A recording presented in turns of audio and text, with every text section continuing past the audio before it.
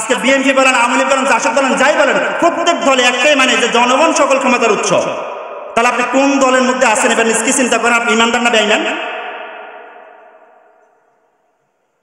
আমি কথাটা বুঝতে পারছি। রাগ হলো আজকে আমাকে বলতে হবে আপনাকে, কারণ আপনাদের ইমানটাকে ঘুরাতে হবে। আপনারা আপনাদের ইমানটাকে ঘুরান, আপনাদের নিজকে ঘুরান, আপনাদের নিজের চরিত্রকে ঘুরান।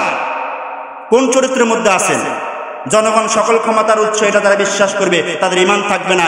সকল ক্ষমতার উৎস আল্লাহ এটা যারা বিশ্বাস করবে তাদের ইমান আছে। শিরক তো ইমান নাই। শিরক মানেটা কি? ইমানের বিপরীত হলো কুফর বা শিরক। আগুনের বিপরীত যেমন পানি, ইমানের বিপরীতটা কি? শিরক। সম্মানিত হাজির, আমি যে বিষয়টা বুঝাইতে পারছি আপনি বুঝছেন তো? এবার আপনি বলবেন তাহলে কি আমরা রাজনীতি করব না? হ্যাঁ করেন, দেখেন, খুঁজে দেখেন কোন দলের মধ্যে আছে জনগণ সকল ক্ষমতার উৎস আল্লাহ, ওই দলটাই সাপোর্ট করেন। নিশ্চয় আছে, আমি কিন্তু আজকে নাম তো বলবো না। নাম খুঁজে নেওয়ার দায়িত্ব আপনাদের। আপনাদের তো আল্লাহ বিবেক দিছে না? আপনাদেরকে মেধা দিছে তো, আপনাদেরকে যে মেধা দিছে আমাকেও সেটা দিছে, আপনাদেরকে যে জ্ঞান দিছে, যে প্রজ্ঞা দিছে আমাকেও সেটা দিয়েছে।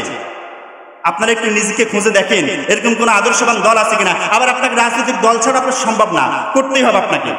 একটা না একটা দলে কি আপনি ধাবিত হবে, ওই দলটা যেন আপনার সঠিক হয়, ইসলামিক মাইন্ডের হয়, রাসূলের আদর্শ কোরআনের মোতাবেক যেন আপনার দলটা হয়। এমন দল অনুসরণ করিয়েন না যে দলের মূল কথাটাই কি শিরক, ওই দলে যদি আপনি অনুসরণ করেন তাহলে আপনি তো কি নামাজ রোজা হজ যাকাত যাই করেন লাভ হবে না। আল্লাহ তাআলা আমাদের সকলকে বুঝার তৌফিক দান করুক।